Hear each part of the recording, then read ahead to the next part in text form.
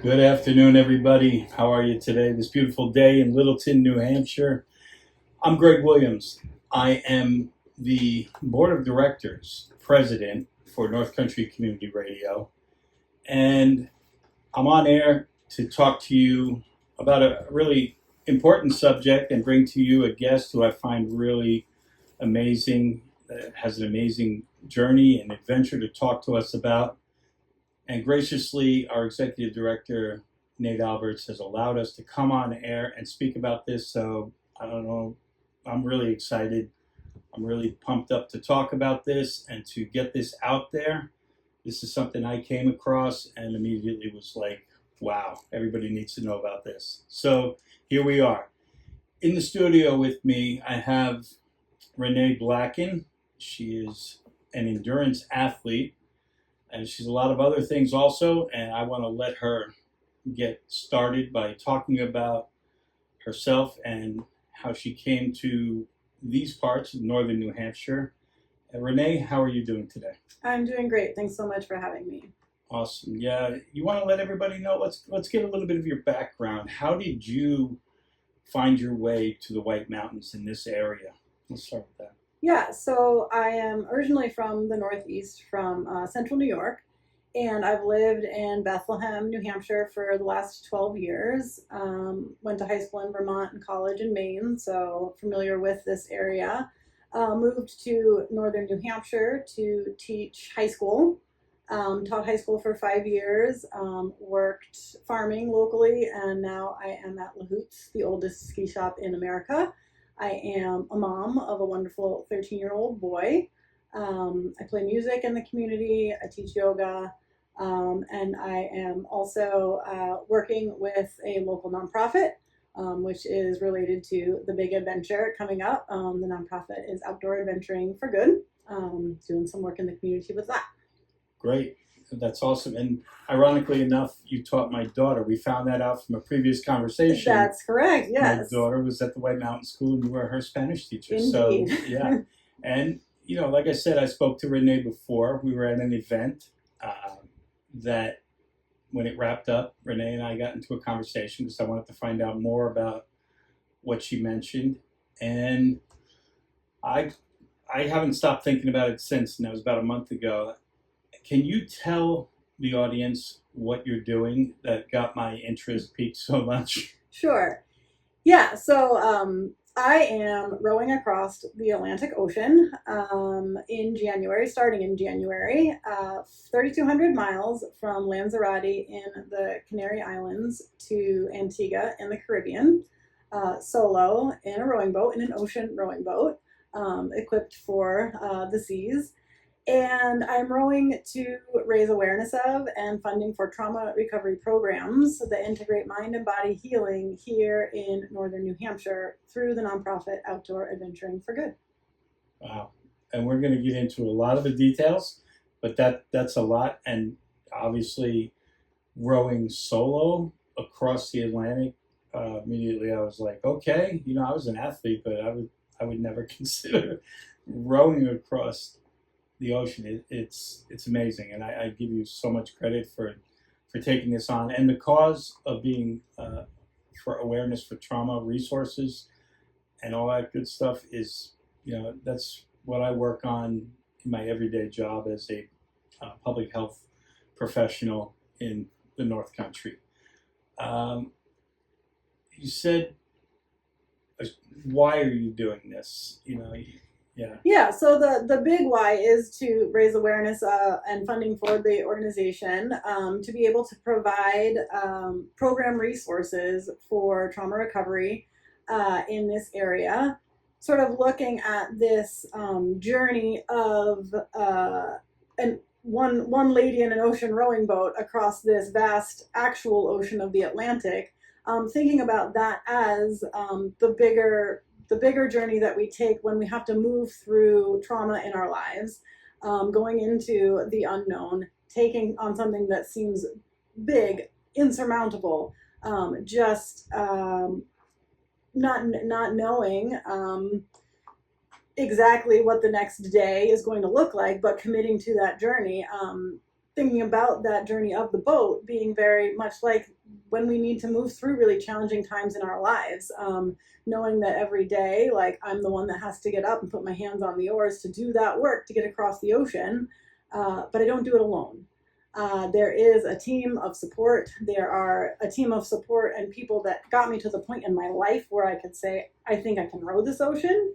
There is that support team that is helping me through this 2 years of getting to the starting line. And then when I'm out on the ocean as well, knowing that, yeah, when I need help, I can call for help, that I'm going to be the one who has to kind of move through it and do the things while I'm out there, but I'm not alone.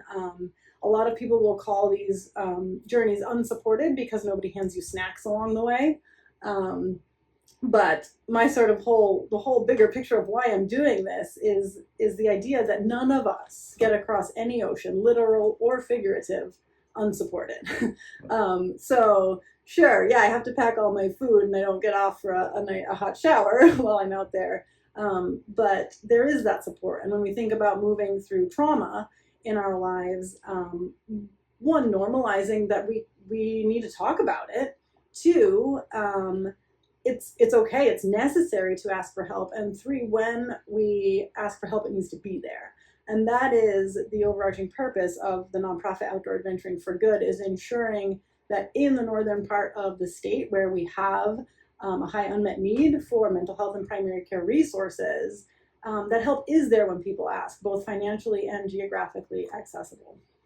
That's amazing. When what I couldn't help think of was, and you brought this to me, you came up with this, what's your ocean, right? Everybody has an ocean. The ocean is a metaphor for the trauma, and we have to get through that, and we do it with support, with community.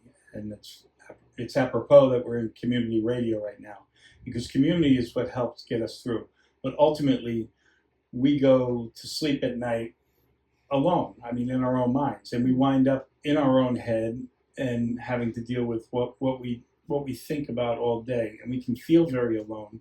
Even in a crowded city, you can feel alone. So we're talking about being a part of community and how important that is, and how much the community support, like the people that support you, like the people that donate to this project, and we're going to get into how you can donate and how you can support this project, but how important that is to know that you're not alone, to know that while you might be alone with your thoughts, you're not alone when it comes to getting help. People really need to know that. Yeah, absolutely. And I think, you mentioned being able to think about, well, we all have that ocean to row, whether it is moving through whatever trauma you might be carrying, which may open up to that next ocean of, well, what is the thing that I've always wanted to do, that I've always sort of categorically counted myself out of because of these trauma narratives, right? So I think that ocean can move and change as well. Like, it may be, and part of what I had to navigate to get to the point of being able to row across the Atlantic was sort of the figurative ocean of my own trauma, right? That then allowed me sort of this more expansive space to say, okay, like, what have I been counting myself out of? What have I been always saying, well, I can't, I shouldn't, or when I'm this, when I'm better, when I'm stronger, when I'm more this, then I'll be able to take on that next big adventure that really feeds my soul and is in my heart. But I think it's getting to the point where you've moved through some of that trauma and been able to reclaim some of the narrative that allowed me to say, okay, like, the actual Atlantic Ocean that I'm going to row now is part of that healing journey. So it is moving through really tough and challenging things that can be that ocean, but it can also be that expansive, like, what's the next thing that I've always wanted to move to do with my life? What inspires me? What excites me? And how have I maybe been talking myself out of that with somebody else's narrative of who I am and what I can accomplish? And how do we, moving through trauma is reclaiming some of our own story and our own words to tell who we are, and that own possibility of, well, instead of saying, what if I can't, reframing it to, what if I can? Yeah. So when you achieve this, do you when you achieve, not if you achieve, when you achieve this, you're going to grow as a person, and we know that. We know that when you put yourself, or anybody puts himself in a purposely in a tough spot like this, or takes on a challenge like climbing Mount Everest, like doing any real arduous task, you find out so much about yourself, and that's part of the getting through trauma. You face your trauma. You're going to have a lot of time to think. You're going to have a lot of time to be with yourself and talk these things out and really understand yourself. I've been on small journeys that have really opened my eyes where there were difficult situations, but I always found that I grew a lot from them. Speak to me about how you're going to grow from this adventure. I know you don't know, but what do you expect? Because I expect that you've been on some pretty arduous journeys before. Yeah, so I mean, having not been alone in the middle of the Atlantic, I can't speak exactly to that situation, but I think even this process of the 2 years preparation, it's like the growing isn't just happening once I sit in the boat and shove off. It is this whole planning phase of the logistics of, all kinds of moving parts and pieces and putting it all together. And like at every point you're like, oh my gosh, I got that thing done. And bam, there's the next thing in front of you. Like that is the next, juggernaut to solve. And I think that idea of the transformation is always happening, right? We're always learning about ourselves and our capacity to meet challenges or rise above, or that capacity for resilience. And I am absolutely engaging with that as I prepare to row the ocean. And I think it's always reminding me to reach into my toolkit of things that I've learned for, reframing my own narrative, moving through my own trauma when I come up against those difficulties in the planning phases, right? It would be, I could say, oh my gosh, like it's too many things. I just can't anymore. This and that and that. And, be like, okay, it's too much, right? But as I'm able to sort of move through that next thing, okay, problem solve this, maybe ask for help on this, figure it out, sort of translating that to being out in the ocean. It's just always cumulative. We're always learning those things about ourselves. So I'm not sure I'm like looking for, or there's going to be this big sort of epiphany out on the ocean of now I understand Renee. Like it's this constant day-to-day task to task, like building of, who I am and my understanding of myself. But I think when we put ourselves in these challenging situations, and part of what drives me to do this is one, being outside, being in nature. I mean, I absolutely love hiking in our mountains around here, backpacking, all of those things. There's just sort of a piece of my soul that I find there, both spellings of the word, and that we plan, we do our best to mitigate risk and all these things. We learn the tools and the skills, but there is some element of the unknown and the thing that we are not entirely in control of. And when we go out there, we meet that. But what we also meet is how we respond to that. And I think that that's what really intrigues me and drives me, and partly why I'm going solo, is because I want to experience that in that moment when there's either it's, the problem that has to be solved, or the absolutely, amazing rainbow that arcs from horizon to horizon. Like, I want to meet that fully as who I am in that moment. And I think by putting myself in those more out there to some situations, you access different parts of yourself in a way that I can't, day to day. And so for me, it's a really powerful experience being in the natural world, having that element of challenge, having that element of the unknown. And yeah, I guess it's like seeing how you show up there. And you have to find creative solutions to problems, right? Like, yeah. So I would imagine that running a nonprofit these days is probably as difficult as rowing across the Atlantic in some senses, because you're constantly fed problems, and you have to solve them. You have to be creative. Mhm.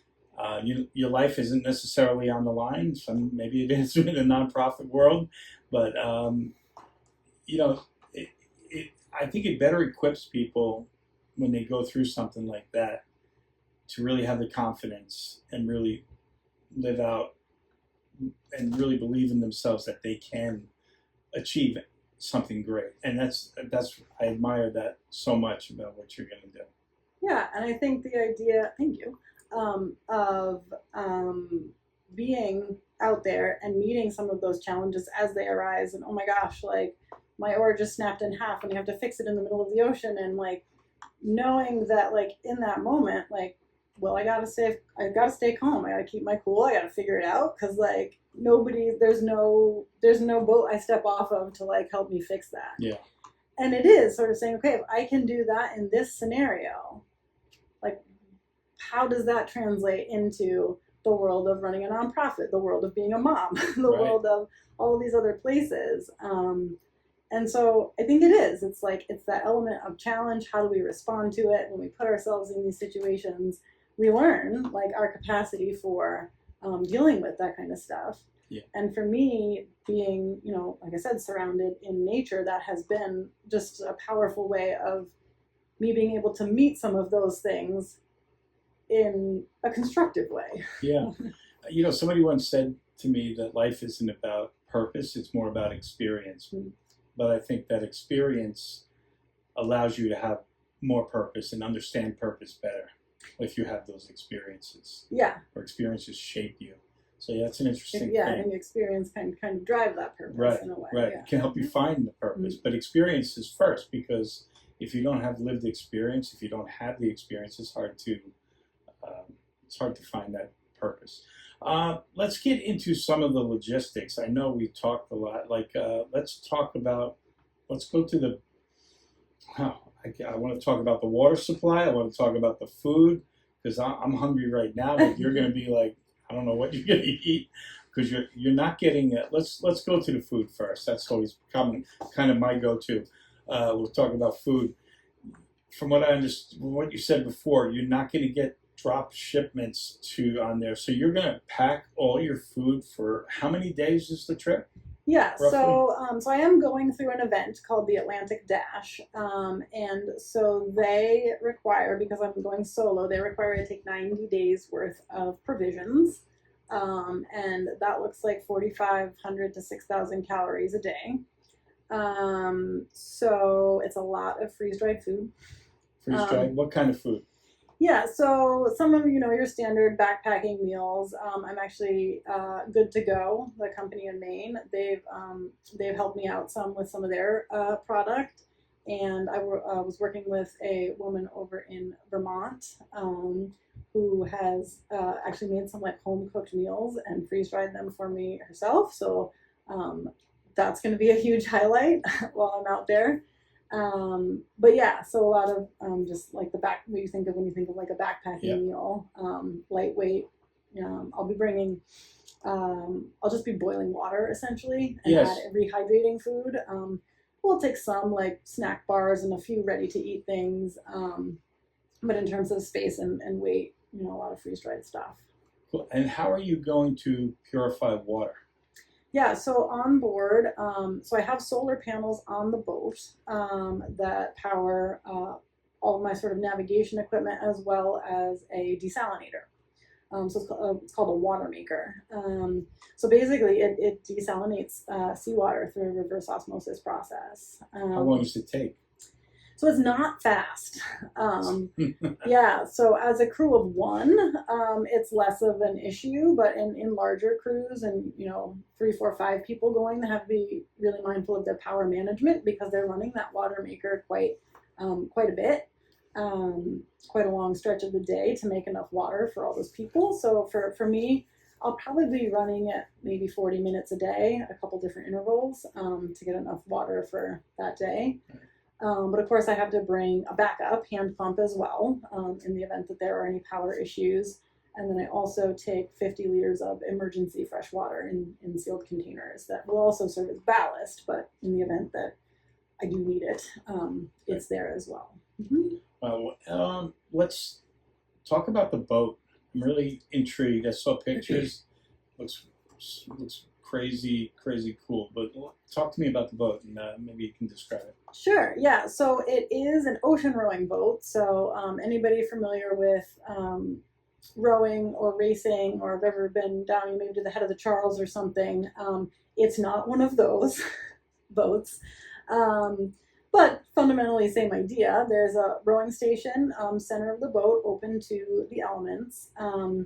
And then on either end of the boat, there are cabins with watertight sealed hatch doors.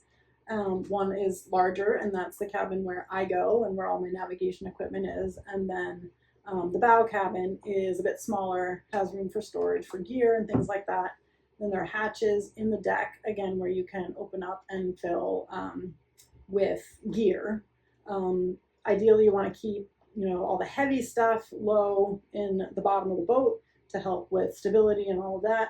Should the boat happen to be turned over or capsize, keeping the weight low again will then keep its momentum rolling to self-right it again. So all of the ocean rowing boats are designed to self-right should they capsize. And I've tested mine. It was an exciting day. Oh, yeah. Yep. I got to seal myself in the cabin there, and they put a strap underneath it and attach it to a crane. And then the crane slowly lifts and turns it, and as you get to that tipping point, they release the slack and let the boat go. And over she popped. Wow. So designed to handle the elements that are out there. So this boat has done one ocean crossing so far. I think it was actually started in Portugal to the Canaries, and then the Canaries over to Martinique. So that Atlantic crossing stretch took the previous guy 79 days. So when people ask me how long is it going to take me, I'm like, I don't know. But I have sort of that data point of this very boat took somebody 79 days to go across in. But it's hugely dependent on weather, your navigation, your sort of day-to-day routine, those kinds of things. So I sort of say between 60 and 90 days is what I think it will take me. But yeah, I mean, it's the boat itself is got a sort of long keel design. It's designed to sit stable in the water. Its design is not the fastest design out there. Certainly, there's a lot of boats are designed. They're going to be fiberglass. They're going to have rounder bottoms. People are out trying to break world records. Those boats are beautiful and nice and very expensive, and I do not have one of those. But this one is, like I said, designed for stability, and that suits me just fine. So yeah, I mean, it's a pretty stable craft designed to do this very thing. So. And you said what I get out of that is it's designed for safety.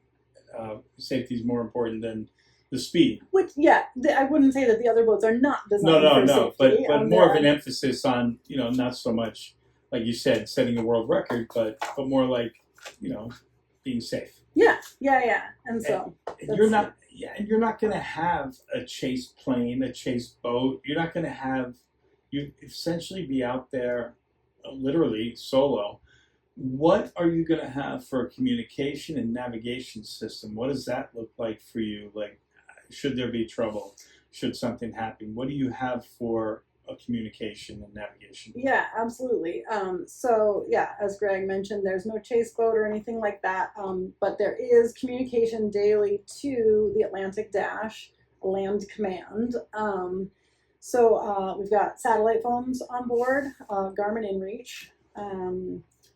I'll also likely have a Starlink and be able to have cell phone compatibility. So the hope there is to be able to FaceTime my son while I'm out there. Yeah. But have also been working with some local schools about working with them in their fall curriculum to kind of set up being able to track me while I'm out there. How amazing would it be to do a live FaceTime from the middle of the ocean with a classroom full of students that are like following this journey, and to me that's super exciting. But lots of redundancies on the communication technology.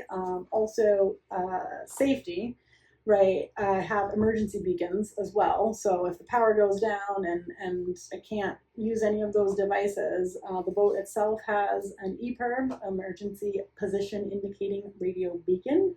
And I, on my person at all times, will have a personal location beacon. So those are the things that get deployed in the event of an emergency, right? So yeah, lots of different levels of being able to stay in communication. Yeah, so the Atlantic Dash, while they're not out on the water with you for a variety of reasons, safety is, for any ocean rower, safety is paramount. And so they are take that very, very seriously. Safety equipment as well as communication equipment. You'd also asked about navigation. So I have a chart plotter there, and part of my communication with the Dash is that they kind of give me suggested waypoints along the way that I can program in, set my compass heading, and I'll be able to see that on my chart plotter as well. The chart plotter and the boat is also equipped with something called an AIS, and that basically every boat on the water is supposed to be transmitting an AIS signal. And what that does is if your AIS happens to notice that you and big oil tanker are on a course that in a little while, over the course of a few nautical miles, might collide, an alarm goes off. Like air traffic control. Yeah.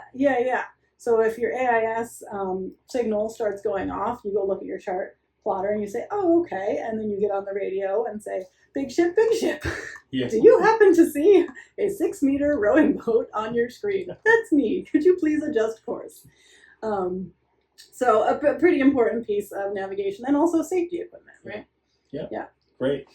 You mentioned in there that you have a son. Yes. And how excited is he about this? How does he feel about this whole journey?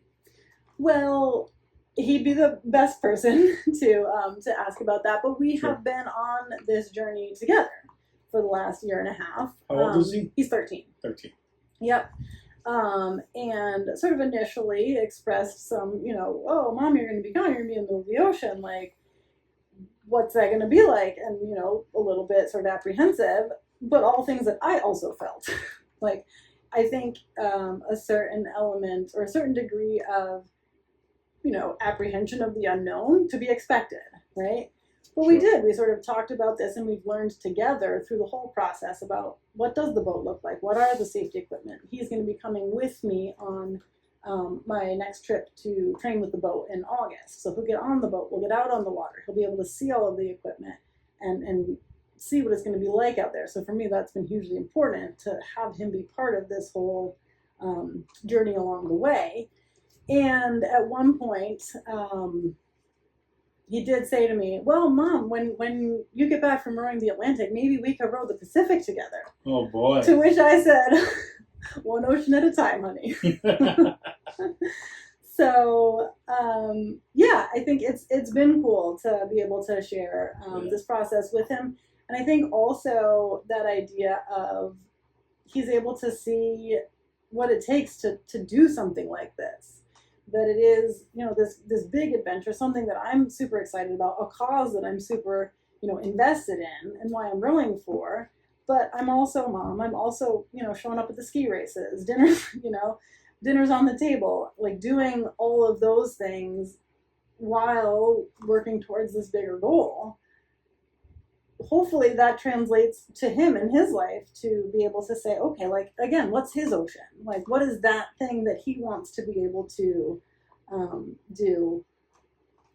And hopefully, has kind of that model for doing something like that. But, as the time gets closer, we'll definitely be spending more focused time talking about, like, what it'll be like when I'm gone, how we'll stay in touch and things like that. And that is a big reason for me to want to take that Starlink communication device so that I can actually FaceTime him out there. You might think of like this grand adventure solo in the middle of the ocean. You really want to, go inward and all of that. And but for me, so much of this journey is being able to share it. And so, not only a role model, but what a reference point. I mean, a role model as well. Like to see your mom prepare and know that it takes the preparation, but also the reference point of, if I watch somebody do this, how can I say I can't, fix that or do this? Like it puts everything in perspective, which is amazing and a great reference point. Let's talk about your workouts because, you don't get off the couch and go row across the ocean. So what have your workouts been like lately? Yeah, it's interesting. There's lots of different approaches to getting yourself row ready. Some are more off the couch than others. Yeah. But mine is yeah. So I have been preparing by training at Mount Washington CrossFit out at the gym Yeah. Evergreen in Lisbon. That's been a big part of my physical preparation, keeping up with that, and they've been super supportive of the whole expedition out there. Getting out into the mountains, doing some long days, just on my feet, endurance, cardio, those kinds of things. I do train with my boat periodically as I'm able to get over. It's the boats in England right now, so I'm training over there with that. And then, yeah, so that's kind of like the physical training piece of it. It is, and that for me is sort of like kind of just matter of course, right? Yeah. Kind of work that into the schedule, keep up with that. And a lot of the other training pieces are learning all the equipment, the mental preparation, things like that. They're also, you got to train the mind to be ready as well. Have you've done endurance events before? I have. What have you done? What kind of endurance events? So I've done some running endurance events. I guess the longest of which was a 50-mile run. I've done several 50K runs, marathons, things like that. I, in 2011, did backpacked 1,000 miles of the Appalachian Trail. In my early 20s, did a cycling trip up the west coast of Ireland, about 420 miles there. And again, for me, it's just a place where I feel like me, and those are the things that just draw me. It's not really about conquering or achieving. It's just a place where I can go and be, and like just that sense of like alive, and like there's some inner piece of my heart that I find there. So it's awesome. I love it. I love everything you're saying. I know I've been on some journeys, and I love being out in the wilderness as well. I came from New York, living on Long Island, and living up here in northern New Hampshire has always felt like home for me. Wide open spaces, nature, everything. Let's get into how people can help support you. I know you mentioned your nonprofit. Can you mention it again so that people can go to the website?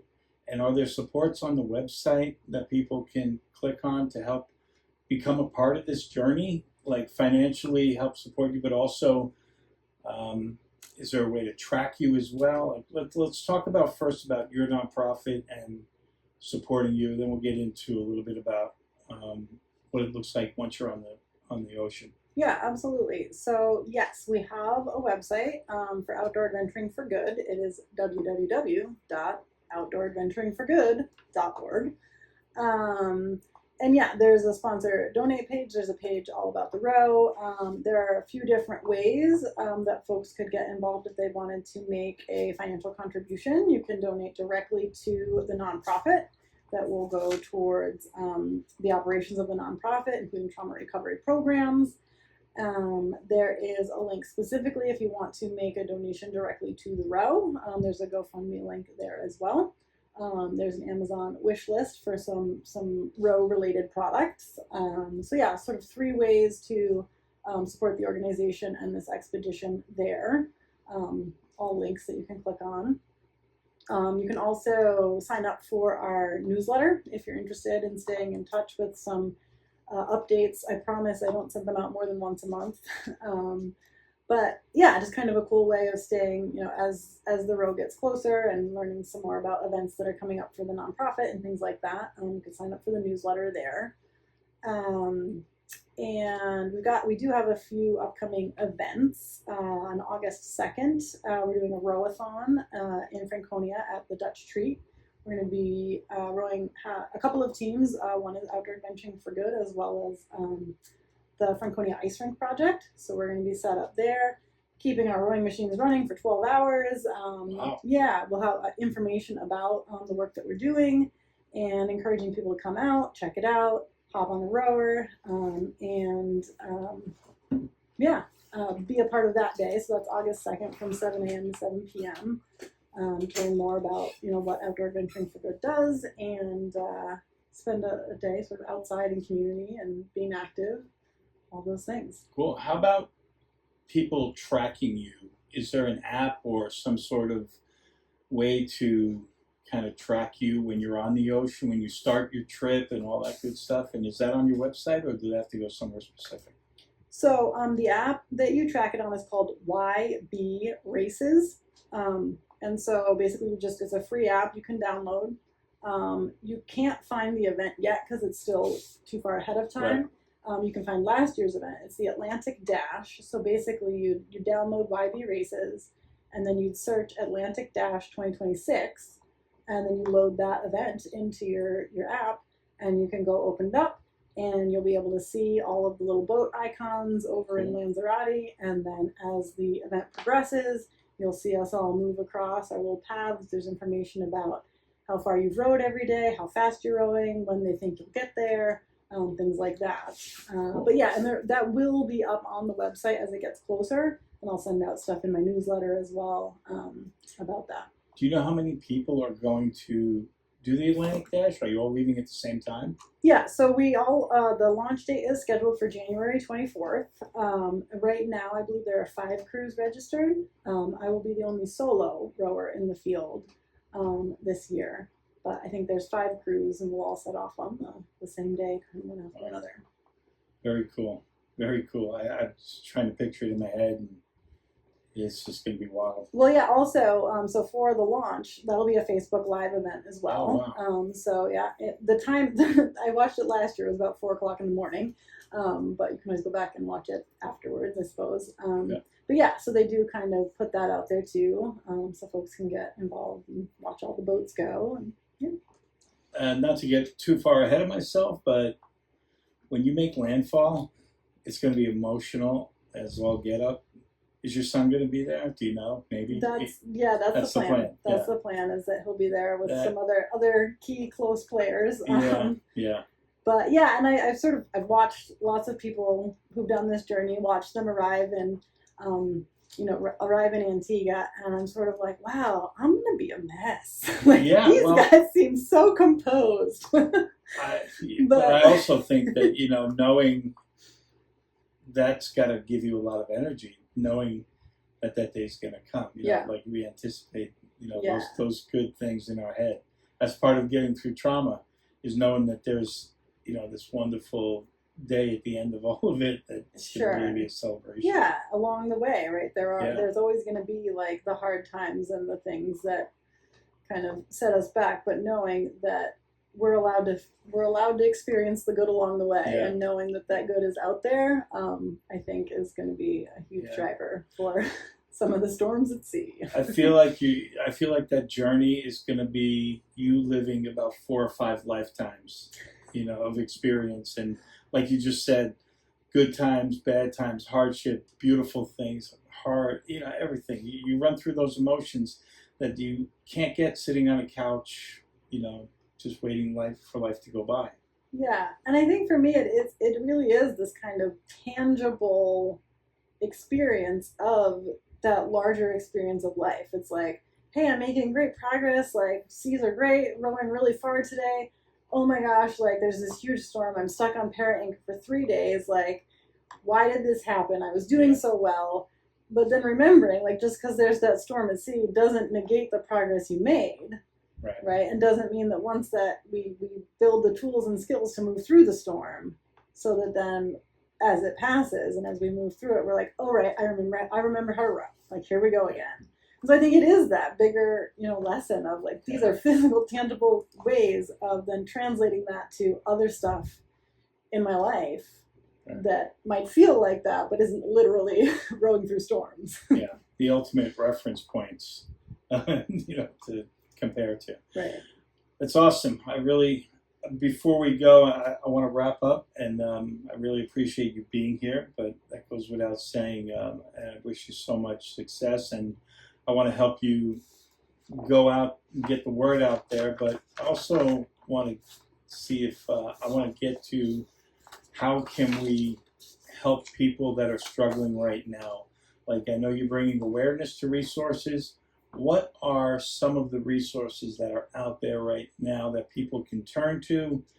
And if they're struggling, we don't want to leave people hanging. This is an important conversation. We want people to definitely reach out and get help if you need it. There's no shame in asking. There's only really, it only helps to ask people for help.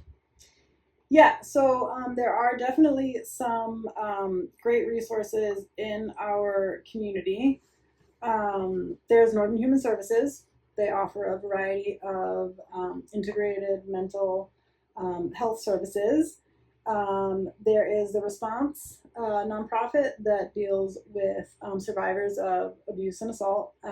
Outdoor Venturing for Good is supporting a program called Root to Rise, which serves women survivors of domestic abuse and sexual assault through, and that program is offered through Dust Off Yoga. There is the NAMI, the mental health initiative there. So there are certainly resources in our community, and what I'm hoping to do with my work through Outdoor Venturing for Good is to strengthen those and expand those types of offerings throughout the northern part of the state. Awesome. And again, I encourage people, if you need help, get help. You're not alone. Your community, there are so many community members that want to help. So please, if you're struggling, and we're all struggling with something, but if you're struggling and you need help, reach out. Reach out to me, Greg Williams. Find me. I'm not hard to find in the North Country. So just reach out and we'll get you pointed in the right direction. Renee, thank you so much for coming in. I look forward to helping you get this message out, going to schools and talking with kids and inspiring them and showing them this, having them live through this as well with you so that they have a reference point for, like, remember that amazing lady that gave that talk? If she can do that, I can get through this. That's what I look forward to that. It's going to be an interesting beginning to the school year. So thank you for coming in. Any last words? Thank you so much for having me. I really appreciate the opportunity to share this story with our community. Thank you.